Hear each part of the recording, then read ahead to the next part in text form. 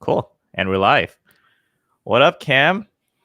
Hey man, what's good, man? I really a fan of your channel, man. I'm excited to talk, man. Yeah, I'm super excited too. It's I've been meaning to get you on the stream, or actually I generally do these pre-recorded, but just felt like an impromptu live would be a little bit more fun. Get some Yeah, vibes from the audience and stuff, you know what I mean? yeah, for sure, man. Yeah, so everyone, welcome to man, am I gonna call it sharing developer stories? I think I might change the title, but for now, welcome to episode 14, sharing developer stories. I got my man Cam here, Cam Perry.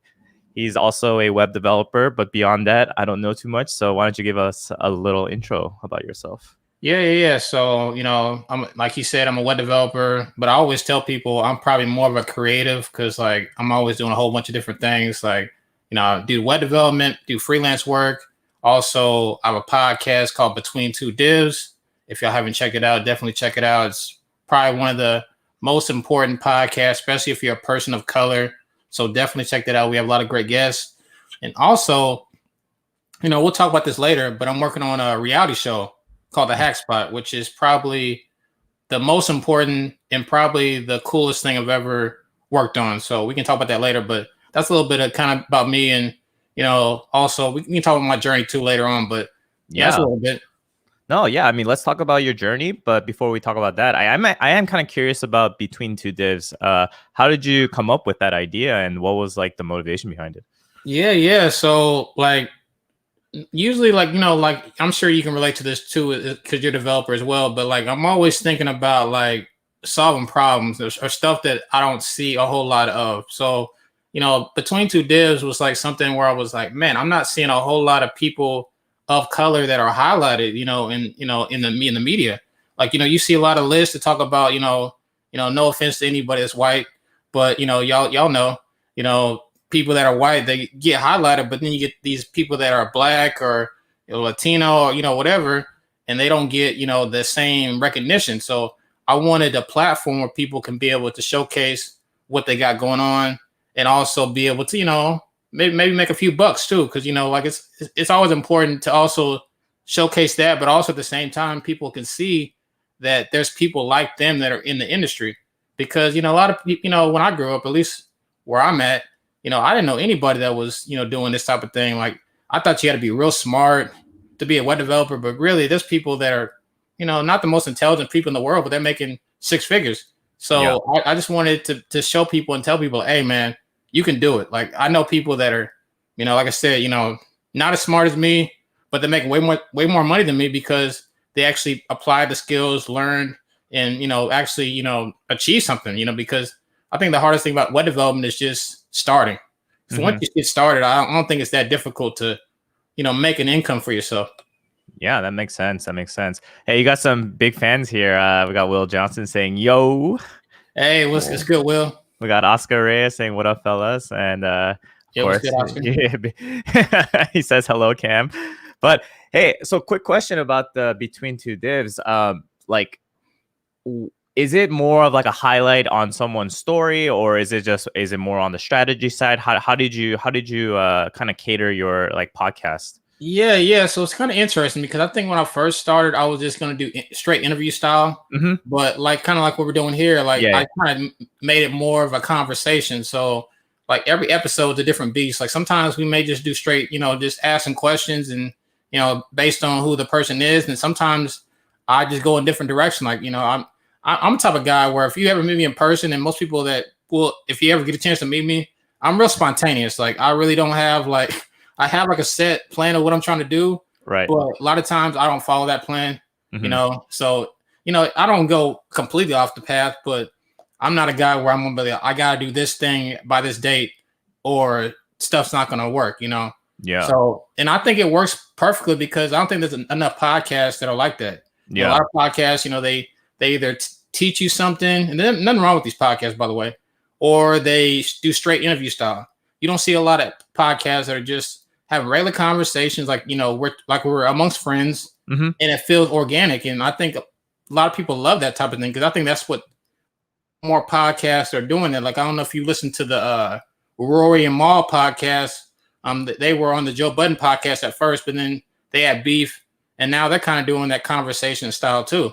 So I think it's just something that I think is going to be the future. And like I said, I love that I kind of made that progression. I don't know where it's going to be a year from now, but I'm excited about it, man. Yeah, I think for me, at least, I haven't actually officially made a podcast because a lot of the content I do is on YouTube with my interviews, but I try to kind of replicate the whole, I don't want to say copy, but replicate some form of the Joe Rogan style podcast where it still feels like you're learning, but you have very genuine conversations. So you have to, number one, be listening, obviously, but number two, I rather have. I mean, I usually try to come up with a list of questions just in case to kind of keep the conversation going. But there are moments where I would talk to someone and I wouldn't even look at my notes. It would just be like, all right, what are we talking about next? What are we talking about next? So definitely resonate with you on that front about just a lot of these like coding podcasts, they tend to either talk about like JavaScript fatigue or like frameworks or all of that stuff. And as cool as it is, man, like sometimes you just gotta figure out ways to just talk to people at a real level. Exactly. Like, hey, how do you feel? Like, how do you deal with stress? How do you deal with like your goals and all of that stuff? So I was gonna throw you some softball questions, but I'll just start off with one kind of like straightforward one for you. But I know you're doing a lot of different things. You did you're doing your podcast. You're gonna come up with this like kind of show, like some competition and all of that, but ultimately, like what do you want to accomplish?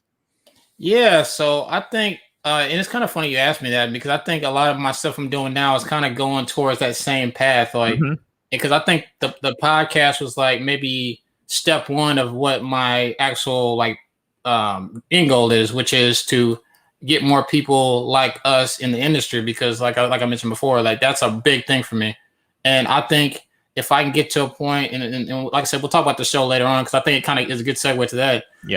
Is just having something where people will be impacted and it will change like the whole how people hire, people like us in the industry. Because I think, at least where I'm at, there isn't a whole lot of Black people that are, in these tech jobs, like I said, even less junior people, because I know in my state, it's hard to find, junior jobs, while, they're hiring a bunch of mid-level and senior level people, but, you can't even find apprenticeships, which I think that's a big problem. Is if you don't have companies willing to take a chance on talented developers, then, how are you going to find the talent? Like, it just doesn't make sense to me. So like everything I'm doing right now is to kind of help, people that are coming in the industry, specifically people of color.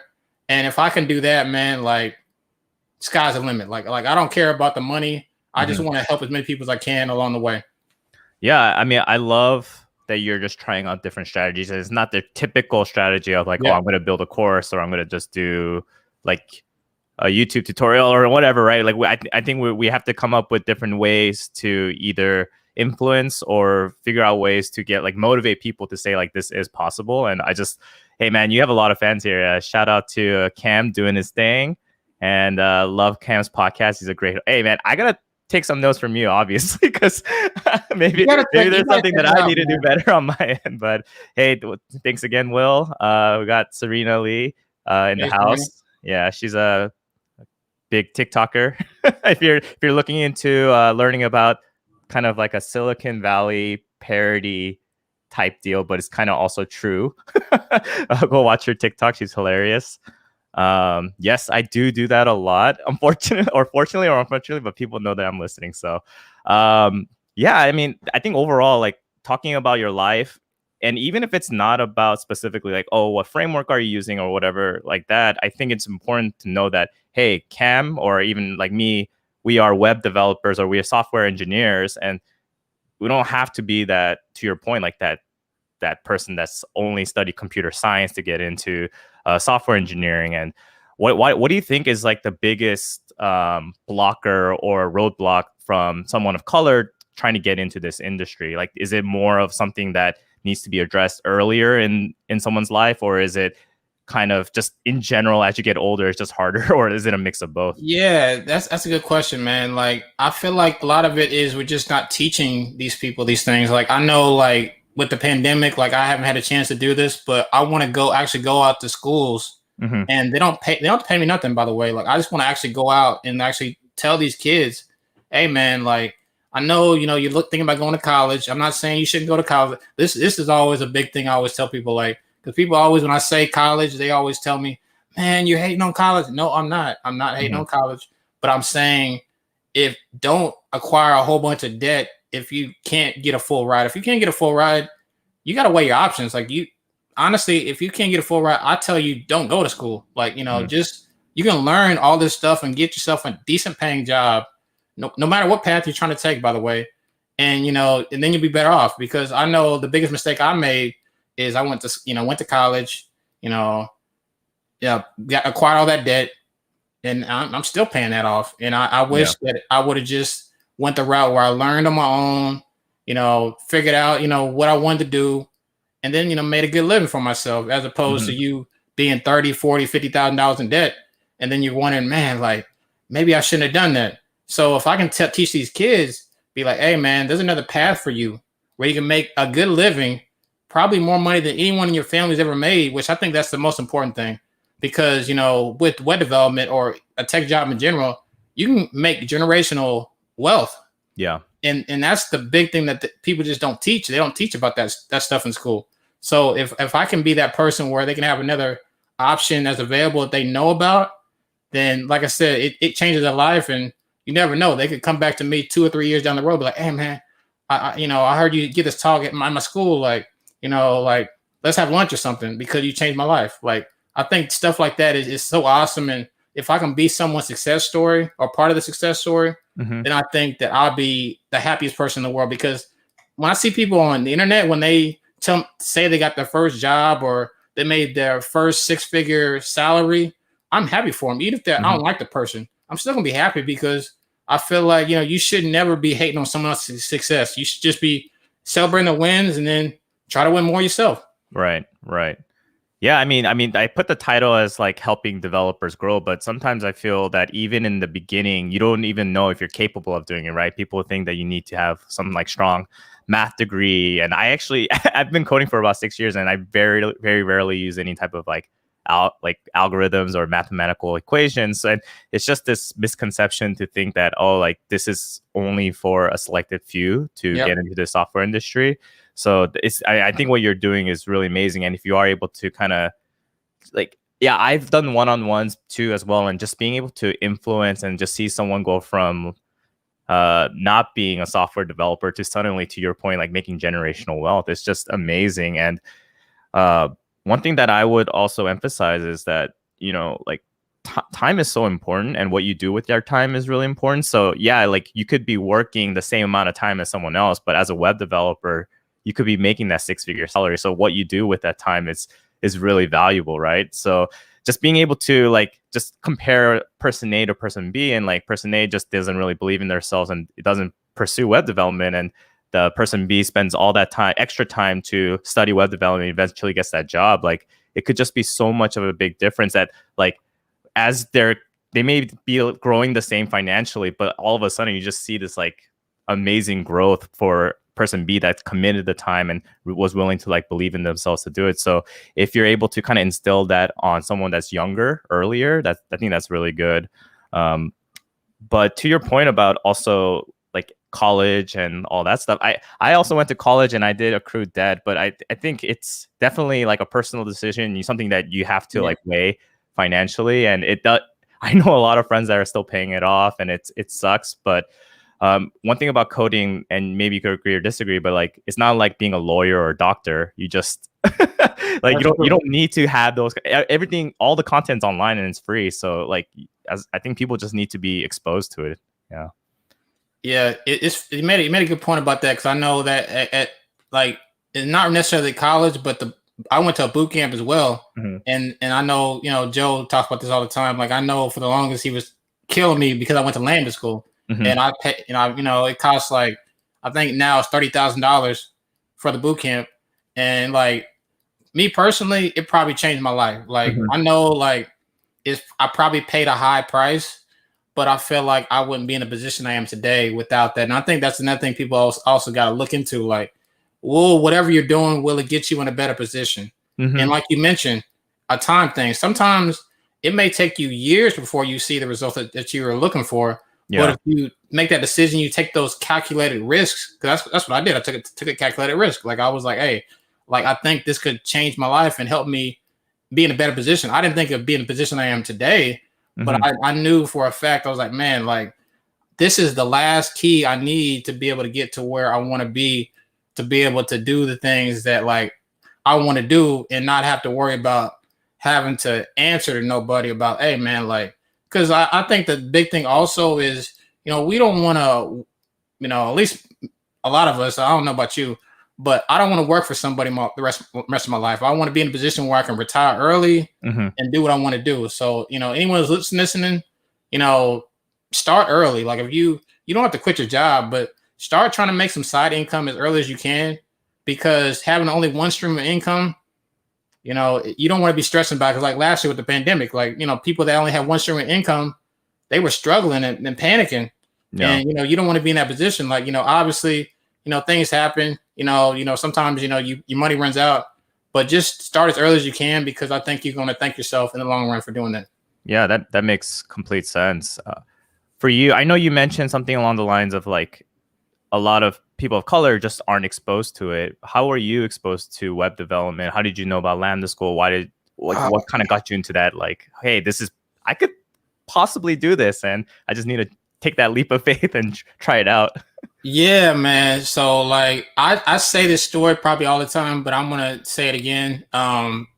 Coding phase, aka, Joe, that guy, he changed my life. Like he's one guy where like if I ever get in this position, like I'm gonna give him, the biggest party I can think of when I get to that level, because like he's a nice dude. Like anyone who's ever watched his channel or listened to him on YouTube, he's the exact same person in real life. Like I met him, met his family. They're real nice people. They showed me a good time. I knew nothing about the place that I was going to. I took a road trip a couple years ago, 4th of July, and like, and this guy, like, he really likes helping people. And that's what kind of inspired me to help people too, because I feel like when you have mentors that really help you, most of us want to help someone else because, we got help ourselves. So that's why I'm so big on that. And I think, if I didn't see Joe, I probably wouldn't be a web developer right now, because like I mentioned before, most people that are like me, like we think coding is, well, like at least, back then, I don't know if people still think this, but they think coding is for like, people that are nerds or people Mhm. that don't have no swag, don't really go out much at all. That's at least how it was when I was in high school and, in college. That's what I thought. Yeah. But now you see people, all different types of people that are coding. Like you got people that are, you got nerdy people. Nothing wrong with nerdy people, by the way. I'm not saying anything wrong with that. But back in the day, you saw a lot of people that were just boring, and Mhm. you're like, man, I don't want to do this. Like, why do I want to go in the office with people that I can't relate to? Because I mean, I think that's the worst thing. I know all of y'all can relate to that, being at a job where you couldn't relate to none of your coworkers, and you just felt like you were just doing a job and that was it. Like I Right. wanted to do something where I was going to have a good time, and it was something that was going to be easy for me. And I never realized how easy it was once I actually got started with it. Yeah. And then that kind of goes fast forward to my Lambda school journey. Honestly, with the Lambda thing, it only happened because, like, at least most of us, when we learning, there comes a point where you get that roadblock. And I kind of gave up for a little bit. And I think I got that imposter syndrome, which I know most of us can relate to that as well. I didn't think I was good enough. I was applying for jobs. I maybe had a couple interviews here and there, but I wasn't getting enough interviews where I was like, felt really confident about what I could do. I was like, man, maybe I just ain't meant for this. Maybe I'll never get a web developer job. And that was it. So Mm. I did Lambda school, and they had that offer where, you don't have to pay anything unless you make $50,000 or more. And I was like, okay, I don't have to pay nothing. And I can try this out. And even if it don't work out, I'm not risking nothing. So I went ahead and did it. Fast forward, those two decisions, checking out coding phase and also doing Lambda school, two biggest life-changing events in my life so far. So Yeah. I don't regret that. And I always tell people, like, I don't know how Lambda school is now, but when I joined it, like, I learned so much that I probably would have never learned if I would have just been just straight self-taught. Yeah. And when did you go to Lambda school? Started 2018 and I finished 2021, so early this year. Oh, okay. Oh, so you finished recently. Yeah, pretty Okay, recently. Yeah. got it. Yeah, I mean, Man, you said a lot, but it also shows a lot because I think back then it kind of reflecting of what just education was back then, where you had to have a computer science degree, right? So there might be some parallels of like that quote unquote like boringness that you're describing, where Yeah. generally you coming from a traditional computer science background and all of that, but as the internet started growing and growing, like you start seeing more blogs, you start seeing people experimenting, and you don't have to have a degree to, I don't know if you had like Zynga back then, but I had like Zynga, and like you can modify your MySpace and all of Yeah, I that remember stuff all using, those things. yeah, Yeah. like HTML and CSS. And then you just start kind of iterating and iterating, and you start understanding like, oh, I could like make a lot of modifications. And then you see people just creating podcasts like yourself, and just gaining that influence. And I see a lot of like devrels as well, like people of color talking about, hey, you can like definitely be a software developer, don't feel like you can't, you're not capable of doing it. So I think you're starting to see this like shift of more and more different types of personalities coming into tech. And as more different personalities come into tech, you just start seeing that different kind of vibe. And it's not your like, oh, let's just go into work and let's leave. Like you start building more like interesting relationships, and we do stuff like this. I can't imagine even 5-6 years ago, like us just like developers just talking to each other through this and on a YouTube channel, and then just No, kind no, of sharing your I story, definitely right? feel Like that. we're not really talking about tech, but we are web developers talking about tech in just a generic sense. So I think this is really good. Yeah, for sure, Yeah. man. Like this is an interesting age we're in. Like I think like people don't realize like how much potential you have on developing a brand today than like you said than you had 5 years ago. Like if you put your mind to it, you can make money building your brand. Like if you start today, Mhm. I guess like I mentioned before, it may not be an overnight success. Like because some people get lucky, Like I'm not I don't think I'm where I want to be yet, Yeah. but I'm working. I'm trying to build relationships with people, and like I'm just being me, and you Yep. just be you. Like don't be someone else. Like I think that's the biggest thing that I tell anyone. Like if you're starting to trying to put yourself out there, just be yourself. Don't try to copy or emulate someone else because you're never going to be better than that person, but you can be the best you can be. I know it's kind of corny, but I hear that a lot, and it always sticks to me. Yeah, I mean, and creating with Ko says love the positive energy, and I think if you vibe with people that you want to vibe with, it kind of comes off that way. And I totally agree. Like, this is a perfect time to start your own brand, and I even started my own brand through Tech Rally. I never imagined it would be where I am today. I just started a YouTube channel because I just had a fear of like talking in front of a camera, and here I am just doing live streams now. So it definitely is like a good opportunity, but it's not easy, man. I've been having this YouTube channel for almost like 2 years now, and like I'm not an overnight sensation. If anything, it's all about like hard work and consistency.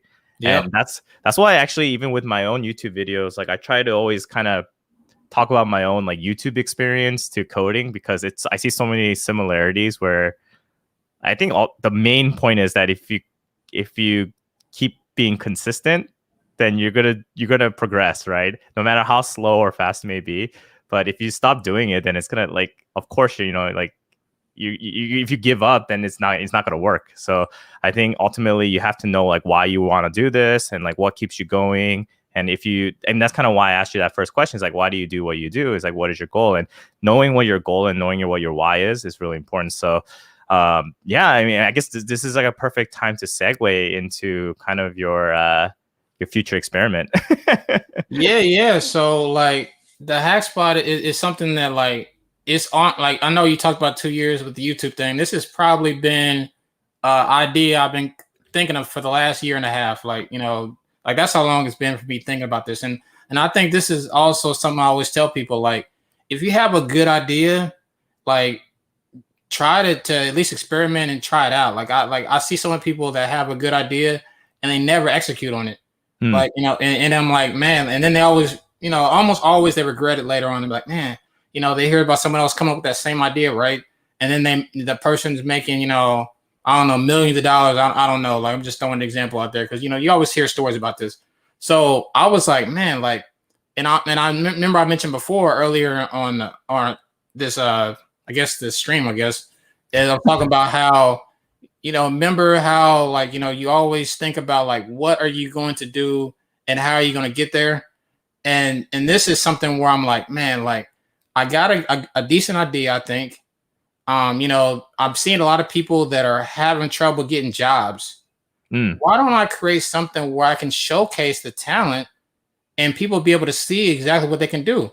Because, you know, a lot of times you got these resumes, you got, you know, people, you know, looking at their resumes, right? Or maybe not looking at the resumes because some people just don't know how to write a resume. You know, nothing wrong with that. Like, I don't know how to write a resume. I had to pay someone to write a resume for me. So, you know, sometimes you don't have that. Sometimes, you know, you're not applying in the right markets. Because I know where I'm at, like I mentioned before, you know, they're not hiring a lot of junior developers. What market are you in? Sorry to cut you off, but yeah, it's Oklahoma. Oklahoma, okay. Yeah, so like you know, you'll see a bunch of mid-level and senior developer jobs, but you won't see a lot of junior Pacific jobs.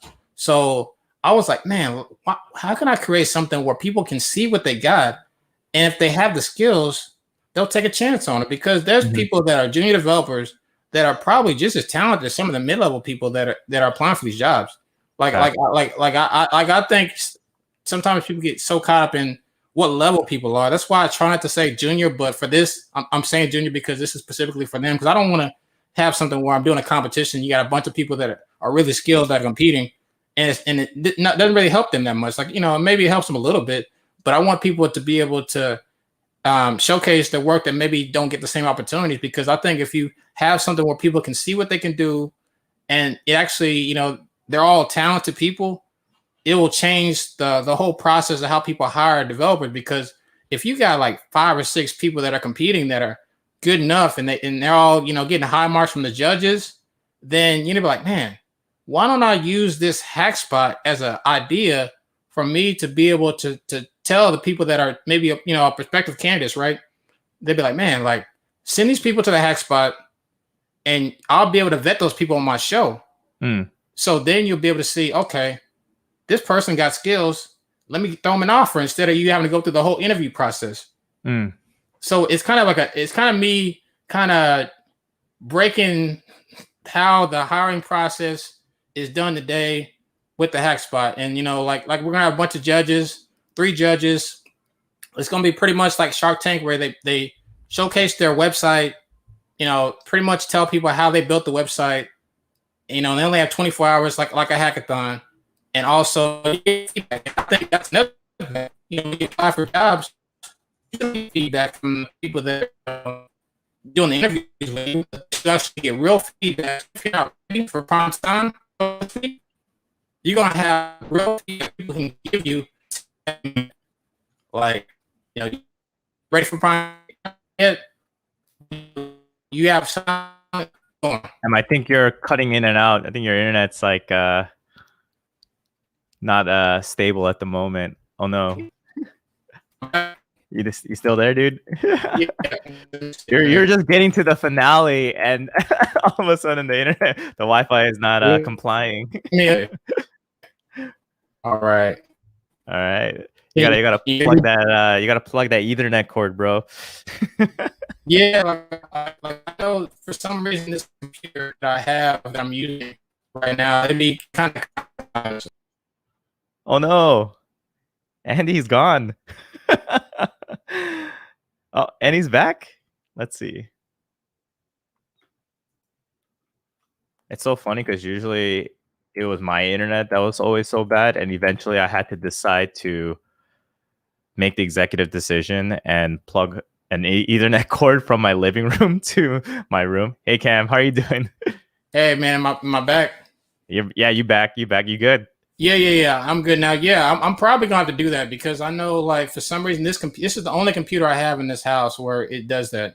For some reason, it'll cut out sometimes. Like it's weird.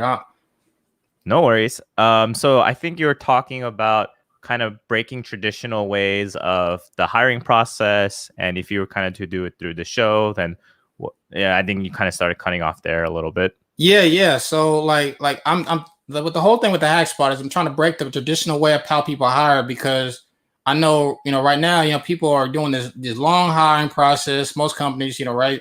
But with this show, like, you'll be able to see an original project that they built in a short time span, then be able to break down exactly what they did, and also, you know, be able to showcase their personality and show like why they're talented and whatever they're building. So Yeah. I think it's something where like you be able to pretty much see everything you need to see in someone that, if you whether you want to hire this person or not, and Yeah. also having a way for companies to be able to save time, which I know we mentioned before about time.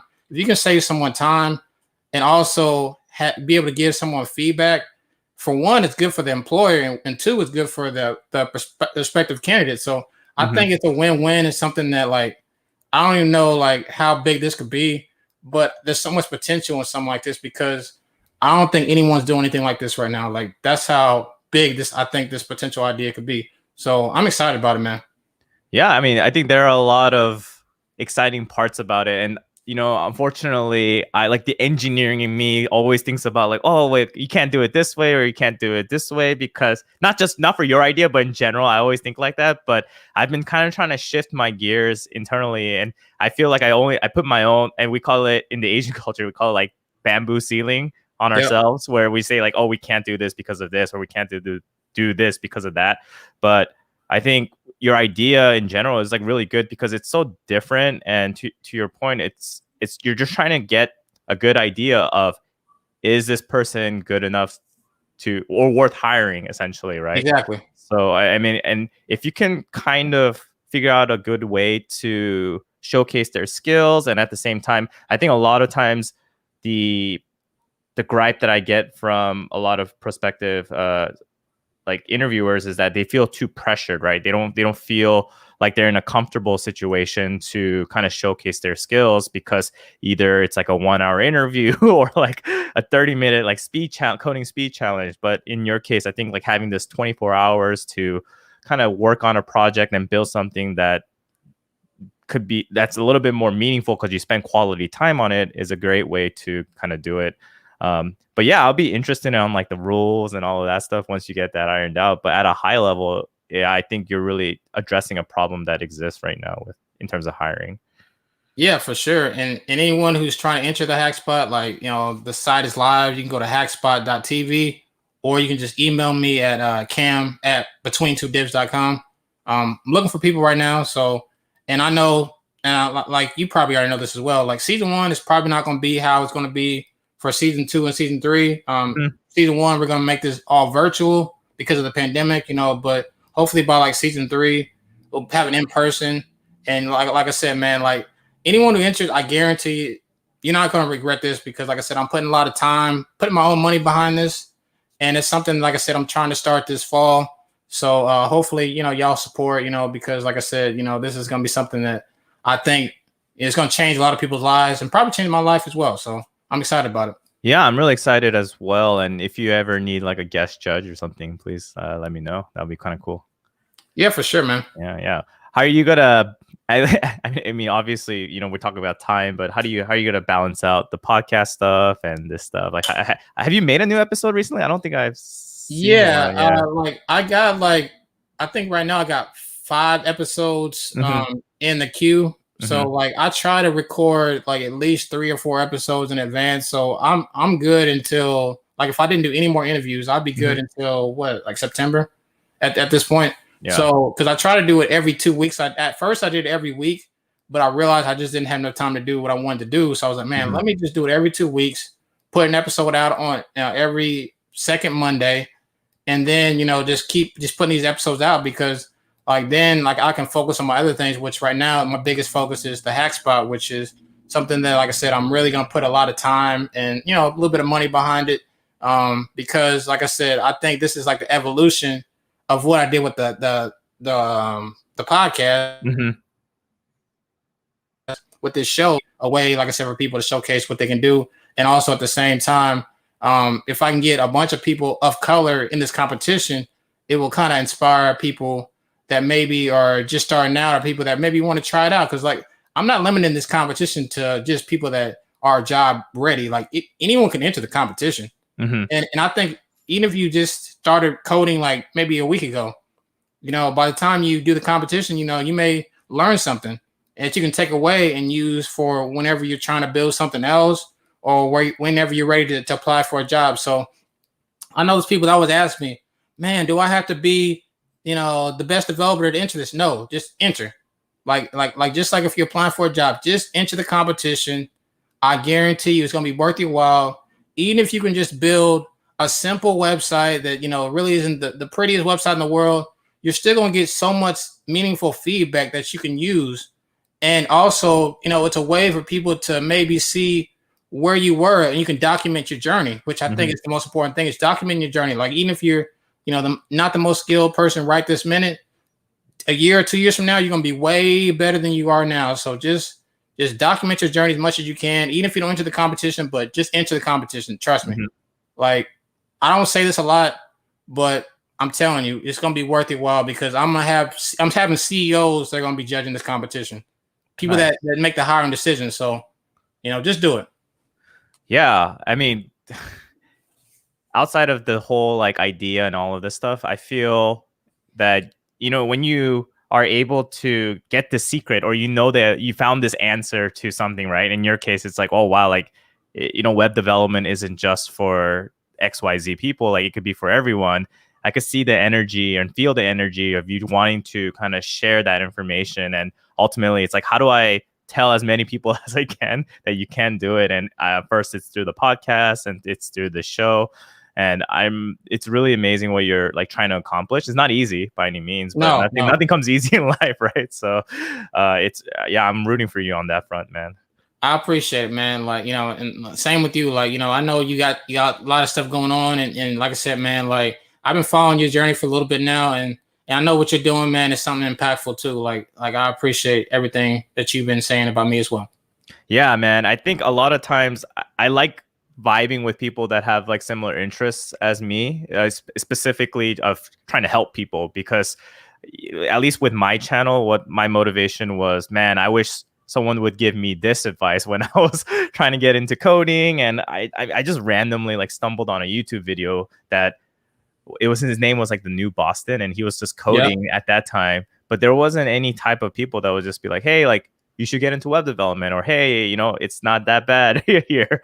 I just thought like, oh, go to college, apply to a job, take the first job, and try to like stay there for 30-40 years like my parents did, and then retire, more or less. But I mean, at least my personal story, web development has changed my life completely. And all I did was kind of similar to you, where it's like I did a coding boot camp, and then within 3 months of coding boot camp, and then another 3 months of looking for a job, like 6 years later, I'm a senior developer, but now I work at Amazon. It's just crazy how you can kind of see that progression.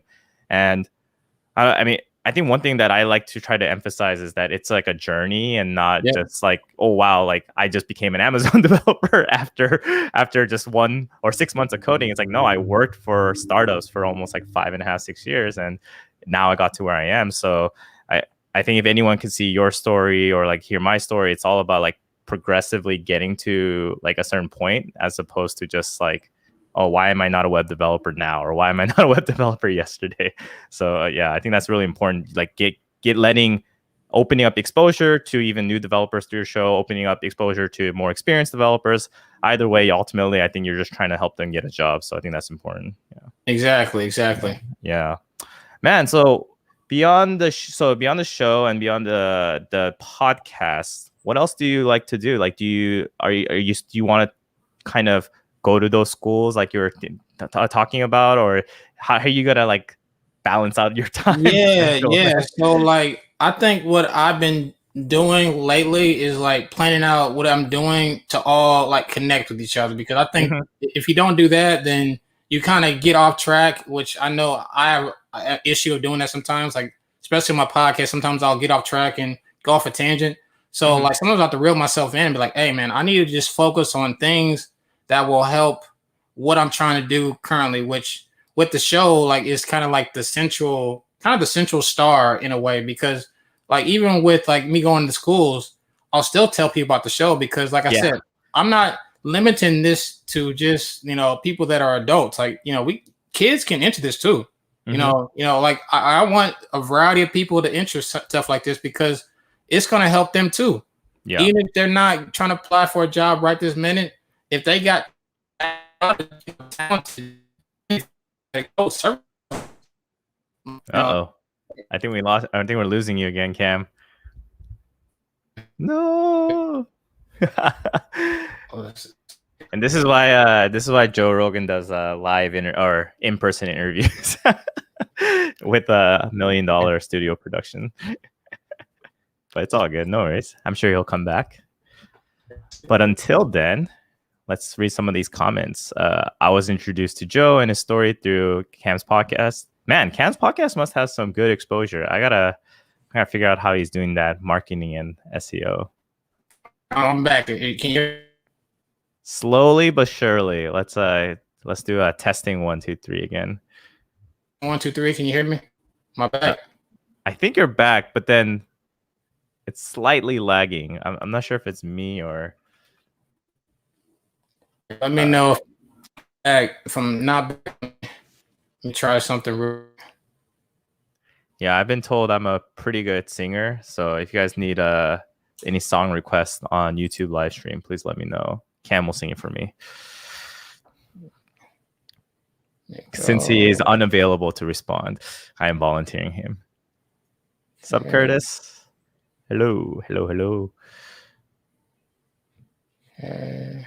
All right, I think you're back. Okay, I'm back. You can hear me? Yeah, you're back. Okay, cool. So what is the last thing you heard me say? I know this is kind of crazy, like that happened twice. Good question. I think I was talking about balancing out your time and how you're gonna make sure. Oh, okay, yeah. So like, big thing with me is like I want to do everything as connected and have the show as the central star. And I don't know if you heard this already, or listeners have heard this, but I don't want it to be just limited to just adults. Like, have kids come in and enter the competition, because there's kids out there today that can code circles around us. Like, there's, people that are 13, 14 years old that are building some crazy stuff. And I want them to be, because I know if you watch like stuff like American Idol or The Voice, like they have kids that are competing in that. So why should I limit it just, people that are adults that are competing, have kids, adults, whether you're 18 years old or you're 55 years old. Like, right. I just want it to be something where people have fun, because I think there's a lot of hackathons out there that kind of do something maybe similar to this, but there really isn't no one doing it in a show format where you get to see personalities and you get like little sound bites and little clips of where they're from, their story, and why they want to be a developer. I think getting just that alone is maybe my secret sauce that, like, I think that will separate me from what everyone else is doing, because I want to put a lot of work into this. Like, all this stuff is definitely going to take some work to do, but I think the rewards are going to be worth it. Yeah, sorry, I'm just like smiling because I'm imagining a show like American Idol where they do those kind of storylines based on the singer or whatever, saying they grew up from this neighborhood and they didn't know that they could be a singer, or in this case, like be a software developer, and they discovered Cam's show and then became trying to showcase their software engineering skills. So yeah, that's amazing. That's amazing.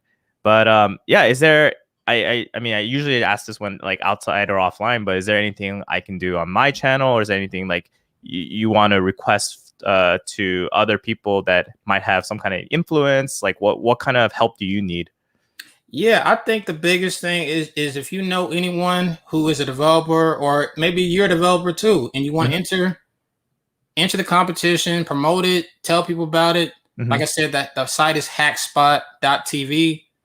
Check it out. Like I said, you can sign up on the website, and like I said, man, it's something that I know is going to change lives. I don't know how many people is going to change their lives. I don't know, like maybe down the road we can revisit this maybe 2 or 3 years down the road and be like, man, Cam, like I can't believe it became what it was. Like, that hopefully it becomes that type of story. But even if it doesn't, I think it's still going to help people. Like, because I'm always thinking like, man, even if I fail at this, I at least tried. But I don't think it's going to be a failure. Like honestly, I may have to pivot, but I don't think, like, based on what I've heard from people, because I always listen to people. Like if I hear a lot of people telling me the same things, people that I don't know, by the way, because I don't like asking my friends about stuff like this, because friends usually don't tell you what you want to hear. They tell you they tell you what you want to hear. Yeah, they do that. So I don't ask them for anything like that. I'm like, hey man, let me ask random people at meetups I go to, different events I go to. Don't tell them as much as I'm telling here, because I mean, like I said, I feel like everyone here is my peoples. y'all ain't gonna, reveal my secret sauce. And even then, I haven't revealed everything, but I revealed just enough. So if y'all want to check it out, y'all check it out and be excited, because like I said, man, this is gonna be something that is gonna change people's lives, and hopefully, like, we can get some of y'all get hired at these companies, and just change the process. That's my goal with it. So if you can also, if you want to promote it as well, I'd appreciate it. Tech Rally, because I appreciate you letting me be on this platform, because it's always cool to be able to share my story and also share what I got going on as well. Yep. I think I might have gave the wrong link. Whoops. But I gave the other one. Hopefully that one works. But yeah, man. I mean, it was really, it's really fun talking to you, and I love the energy, and I definitely get like similar like Joe vibe energy of wanting to help people, and I like interacting with people like that. Man, do you have anything to add, or do you want to like plug anything? And we could just keep talking, but whatever works. Yeah, man. So do you have any questions for me, or let's keep going. So like, this is kind of like my bag. I feel like I'm in my podcasting bag now. You asking me what I can ask you. So yeah, man, like, I know you asked me a lot of questions about what I got going on, but what do you got going on? What's something that got in the pipeline, or something that maybe, you're trying to do in the future? Yeah, that's a good question. Right now, I'm just trying to grow my YouTube channel and kind of just spread awareness about like what I offer. But ultimately, what I'm trying to do, and I've kind of talked about this in my channel before, is I want to build something that's scalable, that I can help people go from learning how to code to getting that first job. And one thing I've definitely noticed and identified in our industry, I mean, because you and I, we both went to coding bootcamp, so we know, like, for some reason, after you graduate from a coding bootcamp, it's just really hard to get that first job, right? And I do a lot of not a lot, but I do enough one-on-one coaching where I'm kind of repeating the same advice over and over and over again. And everyone has a little bit of different situations here and there, but ultimately, like, some of the stuff I do talk about, it's very similar from client A to client B to client C, client D. And if I want to build some kind of course where not necessarily like teach you how to code, because there's a lot of that already. I want to build something that's actually like applicable for you to get that first job after you learn how to code, right? Like, just simple things like optimizing your LinkedIn, optimizing like your resume. We had that conversation last time. And then just strategies for networking, because apparently to get a job or stay ahead of the curve, apparently all the jobs that people get, 80% of it is through networking. And so if you're not networking, then what the heck are you doing, right? So I think there's a lot of different aspects of the job hunt that people don't realize when they like sign up for a coding bootcamp or learn how to code, because ultimately, like, why are you learning how to code? To get a job, right? So maybe after you get a job, you'll want to do your own thing. But I think in the beginning, I think people generally want to get a job and that's the reason why they're learning how to code. So trying to figure out a way to bridge that gap. It's been a little hard because, there are a lot of different strategies, different beliefs on how to do it. But if I can figure out that secret recipe, then that's kind of what I want to work on. Maybe it might be like a year or two project, because it is a lot of stuff. Yeah, man. But that sounds exciting, man. Because like, I know, like, I think we're kind of in the same boat. We're trying to figure out how we can help those people, because like, I know, like, with the bootcamp stuff, like, it's people don't like you said, like, people don't realize, like, it's more than just learning how to code to get that job. You got to put in, some work, because I know people that have been graduated from bootcamp for a year, maybe longer than that, and they still haven't found a job or found their first client or whatever it is, right?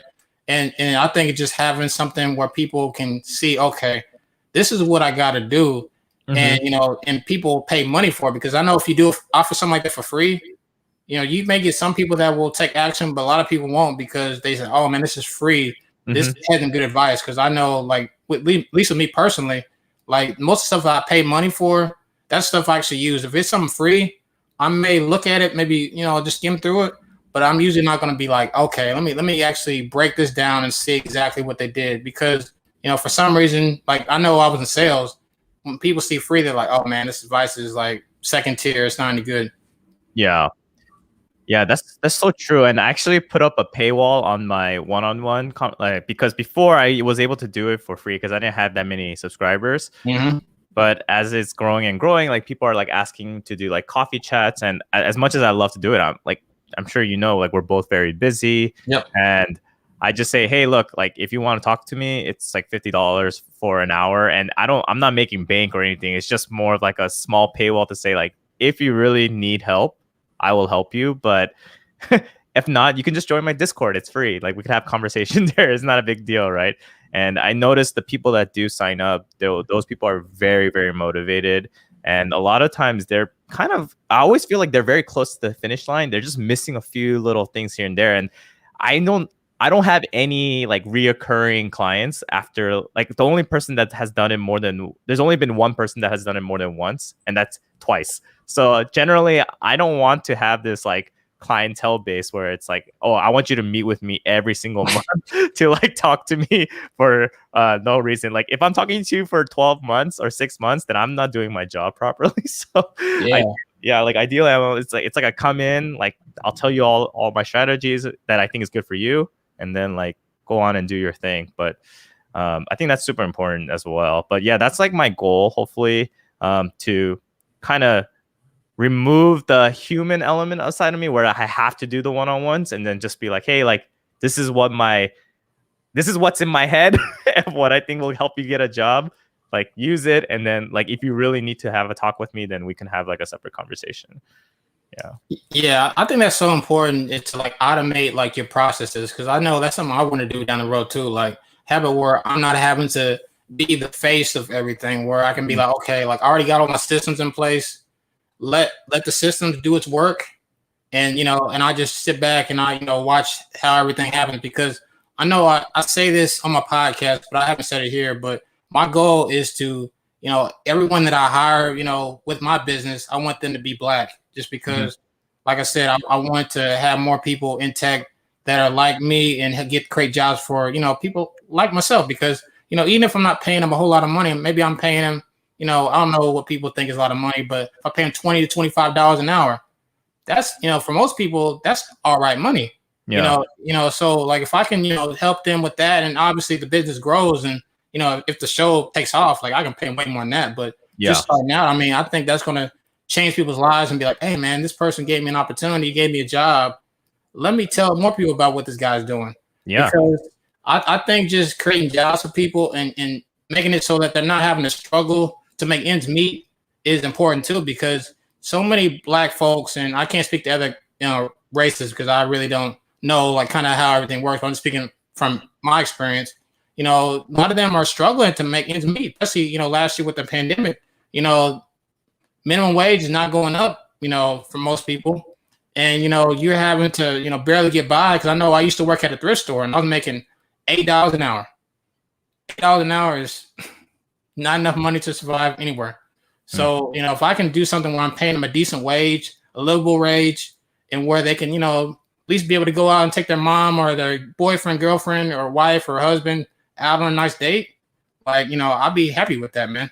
Yeah. I mean, you're just trying to help someone survive, essentially, right? Like right now, like what you're describing, it kind of like, unfortunately, it just like leads to nowhere if you like stay at that position. And like if you can provide those opportunities to your point, like change someone's life, that double that income, double or triple that income, like by learning how to code, and you just provide that opportunity, that exposure, man, that's I can't imagine how many happy people will like give you praise for that, man. Honestly, I honestly don't know. Like that's my goal. Like that's like the long term goal. Because I know you asked me this earlier, why I do what I do, but that's like the more like a specific reason of why I do what I do is just to create jobs for people like me. So then they can help other people down the road, and it be kind of like a snowball effect where Joe helped me, I help someone else, and then they help somebody else. So it all kind of be something where like we're all making money, we're all doing well for ourselves,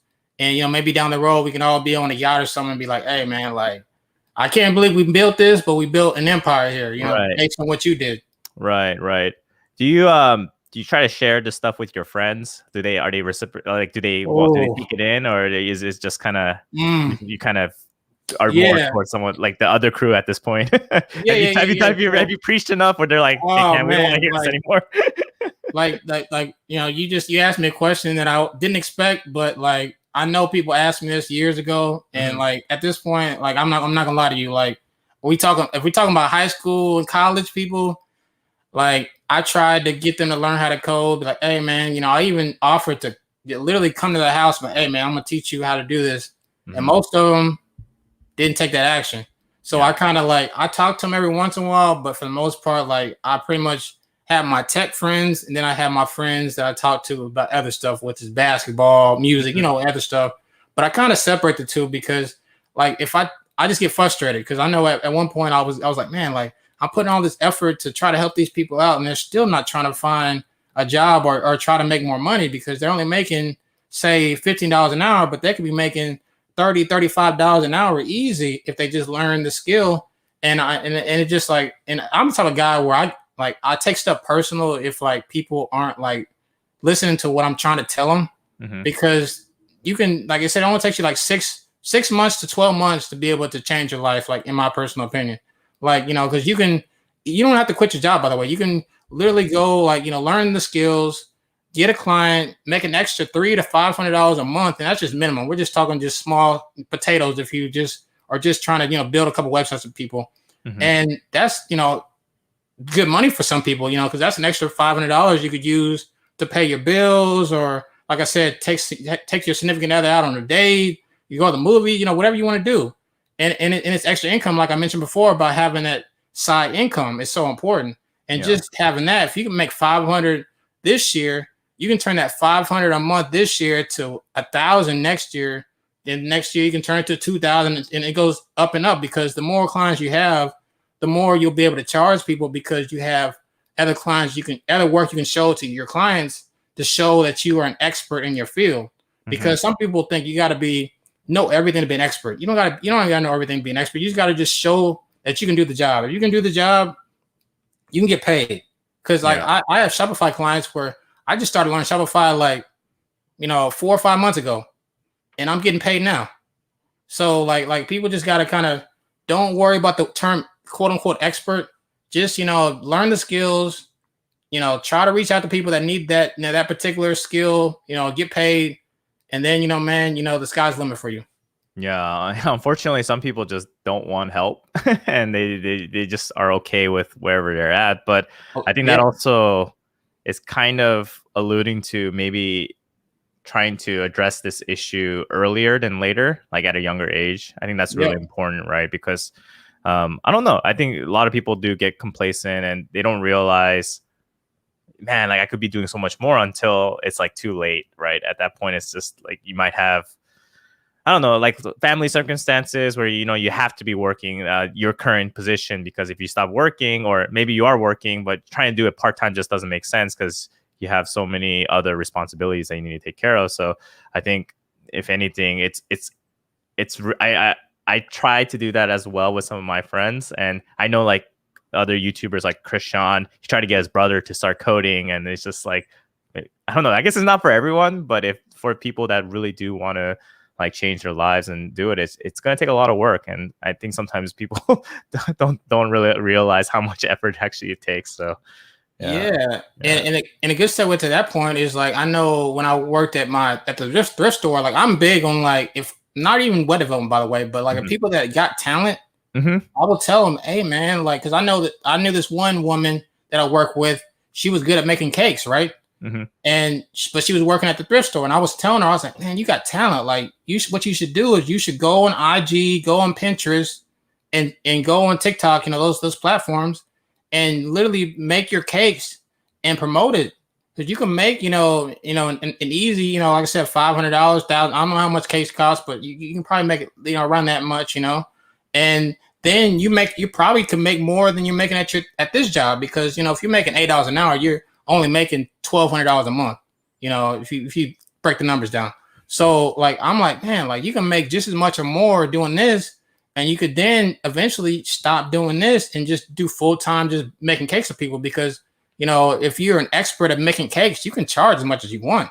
Especially if Yeah. you go to weddings or special engagements, stuff like that. You can charge I don't know how much, they charge, but I'm sure a lot of money.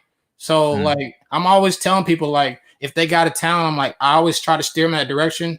But like you said, like a lot of people, they're kind of comfortable where they're at and they don't want to ever go outside of that comfort zone, which I think if we can get more people to do that, I mean, almost all of us could be much better off. But it's just that's the fear of the unknown is just scary for a lot of people. Yeah, I mean, myself include. I mean, I try to always. I'm actually thinking about making a video of like why I excel in like software development or whatever. Oftentimes it's because I don't really think about things. I just do it, and then it kind of works out or it doesn't. But at least you're like learning from it. But hey, there you got a few questions that people wanted to ask. Do you mind answering them? Yeah. What's questions? All right, let's do it. Cam, what's your favorite stack to work with when starting a personal project? Yeah, so like I like the Mern stack. That's like my favorite stack. But like to be honest with you, like I kind of like to experiment sometimes too. Like I know like right now, like I've been doing a lot of Shopify stuff because like I'm really trying to be a quote unquote Shopify expert. And I know they just upgraded the Shopify Web 2.0. I think it's Web 2.0. I don't know what it's called, but Shopify 2.0, I think. yeah, 2.0, yeah, whatever it is. But I'm trying to learn that because I know they changed stuff up with that. Because I know I was looking at the other day and I was like, man, this is a little different. Like the structure, is a little bit different with the UI and stuff. But that's what I'm trying to do right now. Is because I'm really trying to. Because I see that more and more companies, especially with the pandemic, are going the e-commerce route. Mm-hmm. So I think just learning that is so important. So I'm trying to learn that. And I'm also looking at blockchain related apps. Like I'm actually about to start doing a series where I'm gonna live code, like me building a blockchain app from scratch and y'all learning with me. Because like I think it's cool to kind of like, I don't think a lot of people are doing this, is where you're actually building something. You don't know how to build it at all. Like you're just y'all seeing me make mistakes, y'all building with me. Shoot, some of y'all probably know it better than I do. But I think it'll be fun to kind of do something like this, maybe spend, an hour, every few days, building something out, y'all building it with me, and we just see what happens with it. Yeah. Hey, a lot of people are commenting about your cake reference. Pretty sure Cam just wants cake. Yeah, just wants cake. I do like cake, by the way. Like I got a story about that, but I don't know if it's appropriate for YouTube. Like the woman I told you about, she made me a cake for my birthday once, and it was crazy. F code, I'm about to make cakes. Cake emoji. Yo, I didn't know so many people love cakes here. I love it. This is an interesting question. I have some ideas and thoughts about this, but I want to hear your opinion first. For a self-learned developer with no bootcamp certificate, it's a bit harder to land that first job. What's your advice for someone that's self-learned? And I assume he's saying going to bootcamp is not an option. Yeah, man. Like, I think honestly, if I was you, like, I would just have a couple really, really good projects. Like, I think some people get caught up in having a bunch of projects. Like, you don't have to have a whole bunch of projects. I know on my resume, I probably have maybe 3 projects that I show almost every time. It sometimes changes depending on the company I'm trying to apply for. Like, I know sometimes, like, I'm looking at like Shopify stuff, or if I have a client that's looking at Shopify stuff and they want to see my work, I'd be like, hey, let me show you a couple things I worked on. Sometimes I can't show the actual like full website, so I'll screen share and show them what I've been building, working on it. And that's also a strategy too. Like if you go to an interview, see if you can actually show like some different things you're working on. Maybe it's not complete projects, but if it's something that's impressive, show it. Because it doesn't hurt to take chances in interviews. Like if you don't think that the interview's going the way you want it to go, take some chances, do stuff like that. Like I always tell people, like the worst thing they can say is no, and you kind of will know if the interview is going well or not. Because I know there's sometimes where I'll stop an interview if I don't think they're gonna hire me. I'm like, hey, this isn't gonna work out for either one of us. I'm not trying to waste your time or my time. I appreciate the opportunity. Then move on. Like I say, kind of like that, not exactly like that, but kind of like that, so they understand. Because you don't want to, if you're doing an hour interview, and you got other stuff you got going on, you don't want to waste that hour. Like if you don't think they're gonna give you a call back, so do that stuff and just make sure you have 2 really, really good projects, and also join my competition. Like yeah, right. Join the competition, because I guarantee you will get somebody look at your stuff if you join my competition. I guarantee it. You may not get a job, because I can't guarantee that, because I hate when people do guarantees like that. I'm not Ty Lopez. I'm not doing that. But I will say this: if you do the competition, you're gonna level up. You know, Mm. you're gonna level up. Either you're gonna get the exact response that you're looking for, or you'll know exactly what you need to do to be able to get that first job. Because, like I said, you're gonna have 3 judges, and you have some mentors that are gonna be in the competition. I'm not talking about. I don't want to give all my secret sauce away, but they're gonna be enough people that are gonna give you feedback that you're gonna be like, okay, like I'm ready for prime time, or like I said, you're not. But if you're Yeah. not, like I said, just keep working and don't be discouraged if you're not getting callbacks. Because I know last year with the pandemic, a lot of people weren't getting callbacks. That don't mean they weren't talented, but there was senior and mid-level people that were losing their jobs too. So you're competing with those people. So Yeah. you gotta always you have to look at every single angle and just be consistent, keep applying, and don't give up. That's the biggest thing. Don't give up, because you will get a job eventually. It may take you a year, may take you 2 years. I know people that took them 5 years to get their first job, but they put in the work, they put in the effort, and they got their job. So just stay at it, man. Yeah. Yeah. I completely agree. I think one thing I'll just add to, and just reiterating the question, is a developer with no bootcamp certificate versus a developer with a bootcamp certificate.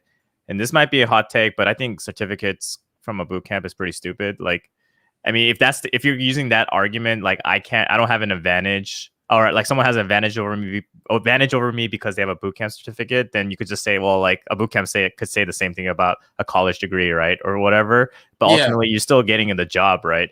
So unless it's like some type of like AWS certificate where it's pretty like official, I think coding bootcamp certificates, and this is coming from a person that went to a coding bootcamp, Yeah. like ultimately, like what you're going to be tested on is your skills. And I think that, like, whether it's through your show or whether it's through the interview process, if you have 20 certificates but they ask you to do like FizzBuzz and you don't know how to do it, then what are those certificates actually providing you, right? They're not providing you any value. Like, if someone asked me to look at their resume and they had 20 certificates, but I'm like, hey, but can I see like your project? Or if they don't have a project, I'll be like, oh, well, I'd rather go with the person that has a portfolio a little bit, especially if they're new.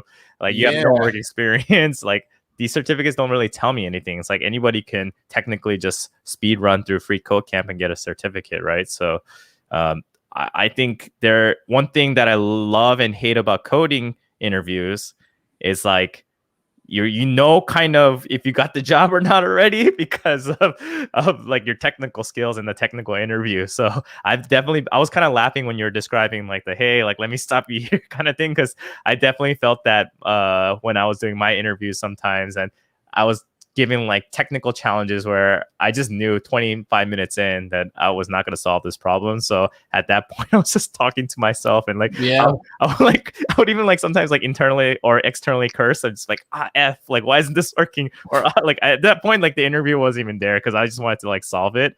But yeah, I mean, I think not giving up, don't worry about those like traditional style or kind of expectations that you need to have some kind of degree to validate. I think one of the really, really like main points here is that if you just need to show that you have the skills, and that's it. Yeah, that's it. And after that, like even now to this day, I don't work because I like always love coding, but I work to make sure I don't get fired in some regards, right? Like, be so good that they can't get rid of you, right? And I've kind of always worked my way like that, because companies don't fire good talent. They only That's true. That's true. Yeah, and it's just kind of like a basketball team, right? Like, you don't ever see LeBron James getting like, oh yeah, we're gonna trade LeBron for for like 3-4 scrub players, like it just never happens because his talent speaks for itself. So I mean, I'm not saying that you have to be the LeBron James of like software development, but be good to the point that like they don't ever want to fire you. Like, you have to be a good developer, and a certificate's not gonna like validate that. Like, it's gonna be your skills and where you're able to contribute to the company. So that's my 2 cents there. No, you're right on the money. Like, I know you're talking about certificates. I know a lot of people, like, they'll even AWS certificates. Like, if you don't have projects to showcase that, like they still probably won't hire you, like, unless they're just desperate.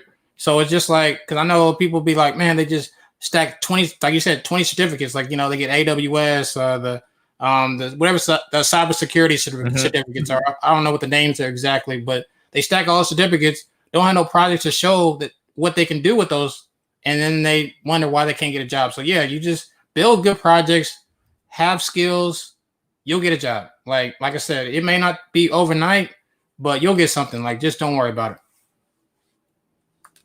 Hey, so you already got to sign up for your hackathon. Yeah, Let's Koran. go. I'm gonna see you, man. I'm gonna see you. You gonna, like I said, man. You're gonna love it. Like I said, man. Like you can probably tell by my energy, but like I'm excited even right now just seeing that you signed up for it. Yeah, man, and I'm glad that I was able to get at least one person to sign up for Yeah, it. You know, man. You know, that's what it is. I mean, it's crazy because I think you are a perfect example of what you preach, because all you did was, hey, you messaged me on Twitter and you're like, yo, let's sync up, and I said, okay, let's do it, and then we just did it, right? This is kind of for some people, this is the hardest part of the battle, right? It's just reaching out and networking. And like, I know that you're cool with Joe and I'm cool with Joe, and I'll just be like, okay, if Joe's cool with this person and I'm cool with Joe, then of course I feel like Cam's gonna be a good guy. So we didn't even do any like pre show or anything no. like that, or what we're gonna talk about. I was like, I wonder if this guy's a good guy or not. But no, I mean, when you're around good people, the networking just starts to grow and grow. So I think one of the things that I would give a lot of people that are still watching is make sure you start networking as early as possible as well, and that's like part of growing your brand. Yeah. Yeah, All right. most definitely. Yeah. Let's see. Last one. Maybe we could do this one. At what point in my learning should I start applying for jobs? I'm a junior CS student and I'm working through the Odin project, FCC, CS50. I just don't feel like I don't know when I'm ready to apply. Yeah, so I can take this one. Yeah, Yeah. so you're never gonna be like, at least most people are never gonna feel like they're completely ready. Just apply. Mm, Like, even if you don't think you're ready, because like I mentioned before, like it's gonna take you some time to get, your interviews, get that job. So the earlier you start applying, the better. Once you have, like I said, a couple really good projects, just apply. And because you're gonna learn so much in these interviews, and sometimes you'll lose jobs because you may have the skills, but you just didn't do the interview well. Like that, and one of these days I may just do a book or a course about this, because I interview people all the time. Like, I probably could tell people, man, exactly what you should say, what you should do, all this, that, and whatever. But yeah, like you'll get the skills and you'll get the talent just doing interviews. Knowing what you did wrong, knowing what you need to work on, because they'll ask the same questions in most of these interviews. So yeah. you'll be able to start seeing the patterns and be like, okay, I keep missing this one question. Let me make sure that I study for this question for the next interview, so I kill it. So then I'm not losing the job because I missed this particular question, but it's maybe more so I'm just, maybe not as qualified as person A or person B, because like then you don't have to worry about, like I said, if you don't have the skills. And I'll say this again, if you want to know, if you're ready for prime time, just apply for my show. Apply for my show. I'm telling you. Like, I'm gonna tell everyone this that's looking for a job, apply on my show, because you will get honest feedback about where you're at. And if they tell you, the people that my judges are telling you that you're good, you're good.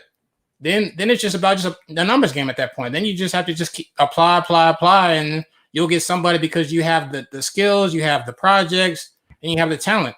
But I know you're talented, man. Like, because you sound like you're talented. Just like I said, just show it to the employers.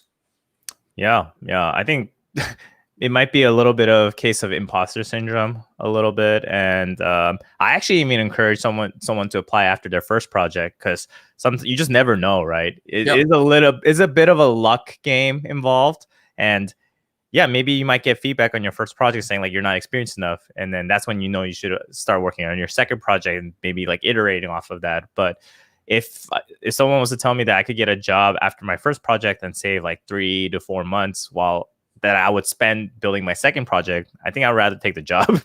So I think ultimately it's like really like you got to get that instant feedback. And I think that's what you were even doing with your show. You're saying like, Yep. hey, like, what do you think about this idea? What do you think about this idea? And then it's kind of likewise, even if you do get rejected, you could be like, oh, like, what do I need to improve on? And what do I need to learn? Like, what technical skills did I not do well?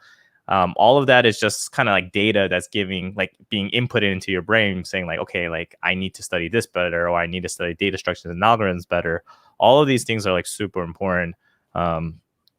And even for me, like when I was interviewing, I failed so many interviews from before my current job, and all of the failed interviews, I actually learned so much from it, because the first one, I thought I was like really close to getting it, but I didn't prepare at all. And literally, like, they rejected me because of like one small technical issue, but more like they didn't like my answer about a specific like scenario. And I was like, okay, like I need to level up my scenario type based questions, or like behavioral type questions, because I thought, like, I'm a pretty easygoing guy, so I Yeah. just thought like I could just wing this part. But you still need to prepare on that front, because like a job interview versus like having conversations with your friends or whatever, it could be totally different. So yeah. Yeah, especially if like you have somebody that maybe don't have a personality that's interviewing you, because Hmm. I think that's the toughest thing for me. People that are kind of dry, you don't know how the interview's going. Because 9 times out of 10, I can tell, but there's that one person out of 10 that either you can't tell where they're going, or they'll ask you totally irrelevant questions. Because Hmm. I have an interview where I'm like, man, they're asking me questions that like doesn't really apply for this job. Like they ask me C# questions, but it's a React job. Like I'm like, man, I don't know C#, man. Like I could answer if I knew, but Yeah. it's just like that's not what the position's for. You ask me about code editors and stuff. I'm like, man, this is basic stuff, or stuff that is not really relevant for the job. And like I mentioned before, Yeah. sometimes you gotta interview the employer just as much as they're interviewing you. If you Yeah. see that it's not going to work out, or they're kind of wasting your time, like I said, don't be afraid to leave the interview and apply for other jobs, because there's a million jobs out there. Like, Mm. like you don't have to be dedicated. Man, I gotta get this one job, or I'm not gonna be a developer. Don't think that way. Hmm. It's a numbers game. Like we both said, keep applying, and the right opportunity is gonna come along. Like, don't sacrifice, what you're trying to do or what you want for one job that maybe is not gonna work out long term for you. I love that advice, because most people in the situation where they're just starting off learning how to code, or just going for that junior position, they'll view that situation as, I failed that interview. But sometimes it could be the interviewer that's failing you. And like Yep. in that context, why are you testing me on C#, or why are you testing me on this? It just doesn't make sense. So take it with like a grain of salt, where sometimes you might just have bad interviewers, or they might be having a bad day. And like you just learn from it, like, okay, well, I probably didn't want to work here anyway, if that's the context of what type of questions they're asking me. Or like maybe they want you to be their senior developer even though you have junior developer skills. So that tells me like, oh, they just don't want to budget for a senior developer Yeah. in that Yeah. case. So yeah, I just heard some horror stories here and there. And yeah, you gotta be okay. I've learned to just be okay with being uncomfortable, and that's just how I live my life these days. Yeah. Uh, but last comment is, yeah, I agree. It's not rocket science that people be thinking it is. Interviews are fun. Actually, once you get some, you enjoy talking about your projects. Yeah. Like if you build good enough projects, you're going to want to talk about it. I think that's kind of ultimately the most important thing, right? You got to build projects, you're going to learn a lot, and you get to talk about it. So if an employer could see that passion and just your interest in software development and eagerness to learn, then yeah, like I would. I've done junior developer interviews, and I'm not interviewing you to save my company, right? Like when I used to work at my startup, like, or at my company startup, the technical skills, of course, it's important, but I am not expecting you to like scale our application to serve 1 million, 2 million plus users, or like all of that stuff. It's just, I just want you to know, I just want to know, like, hey, are you like interested in coding? Can you code a little bit enough to contribute? Are you coachable? Are you willing to like learn a lot and just maybe, I don't want to say like put in the hours, but yeah, just put in the hours to become a better developer for yourself, not for like the company. Because I'm always like rooting for the employee side, where it's like, I just want you to be a better developer so you could be more marketable. And that's how I generally do my interviews a lot when I was like interviewing candidates. And that's really important to me. But yeah, I think, well, wow, we've been talking for an hour and 20 minutes. That's crazy. But before we close, actually, do you want to like say any last words or like plugs, or yeah, the floor is yours. Yeah. So like, if you haven't checked out my podcast, we had a bunch of people that told y'all about the podcast. If you're still tuning in, or maybe you just started tuning in, I don't know. But between two divs, check it out. We have a lot of conversations, kind of like what we're having right here. Real organic, real natural. Just kind of sound like two friends talking to each other. We've only met each other today, really. So and I feel like it was real cool, and I could tell you're a solid dude, and definitely, like I said, one of these days, Tech Rally, we should have like a drink or something. I don't know if you drink, but Yeah, let's do it. Let's do it. We'll meet up with Joe somewhere in the middle. Yeah. Oh wait, that was the plug. How do people get a hold of you if they want to talk to you? Oh yeah. So if you want to get a hold of me, go to Cam Perry 21 on Twitter. Like, I'm always on Twitter. You can reach me there. You can email me at cam@betweentwodivs.com. You went into the competition. You can go in there. Go to hackspot.tv if you want to join the competition as well. You can email me you can actually reach out to me on there too. But those are probably the best ways to reach out to me. And I will answer any questions that y'all have if y'all are a beginner developer or just starting out, because I got people that hit me up all the time asking for help. And, as long as I got time in the day, I always help people, because like I said before, if I can help someone else out, hopefully they can help someone else out down the road as well. Got it. All right. Last question, man. Who's going to win the NBA finals next time? I say the Nets. I think the Nets would have won this year if they didn't have those injuries. Because if you think about it like this, like the Nets took the champions to 7 games with only KD most of the series. Like, you have to think about that. Like they really, were pushing the champs to the limit.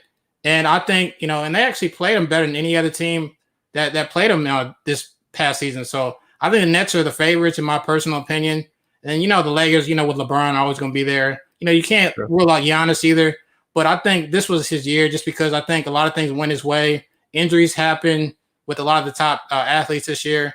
But, you can't take away what he did. But, yeah, I think the Nets are going to win it this upcoming season. Yeah, as long as they improve their depth, I think they'll be able to do fine. But I think it kind of showed they put all their eggs in like 3 baskets, I guess, or like 1 basket with those 3 players. And then you just kind of saw like a team fade away because of injuries. But yeah, man, that was a crazy series. I really liked it a lot. But yeah, dude, I really thought CP3 was gonna get it, but you just never know. Yeah, and also, like, if you watch that series with the Nets and the Bucks, KD was literally a few inches away from winning that series. Yeah, I saw. Yeah, the tiptoe line. So, yeah, like he was like, he's probably thinking about it in his head like every single night. Like, he's probably thinking, man, if I wasn't, if I was a size, 13 instead of a size 15, I would have won the championship. He's thinking that. I actually have a picture with me and KD back in Vegas, and this was like when he was still probably at OKC, and it was just hilarious because this dude was like the tallest dude in the world, and no one noticed him. But once people started noticing him, everyone just started like just running up to him trying to take pictures. It was insane. He's a cool dude though, but yeah, he's a one of a kind, man. I think I think he could potentially be like part of the GOAT conversation if he wins more championships, unfortunately. But yeah, it's gonna be crazy. It's gonna be cool to see. I'm very. If you're ever in or if you ever come to New York, we should watch. We could go to like a Brooklyn game or something. Oh yeah, I'll be up that way one of these days for sure. Yeah, cool. All right, everyone. Thank you for watching Sharing Developer Stories, episode 14. Thank you, Cam, for just providing your knowledge, just plugging in your shows. And if anyone here is really interested in growing as a software developer or just wants to showcase their skills, definitely check out Cam's website. Why can I forget it? Oh, hackspot.tv. And if you want to listen to some podcasts and like developers of color, then go to his podcast, betweentwodivs.com. And yeah, thanks, Cam. And I'll see you guys later. Bye. Bye.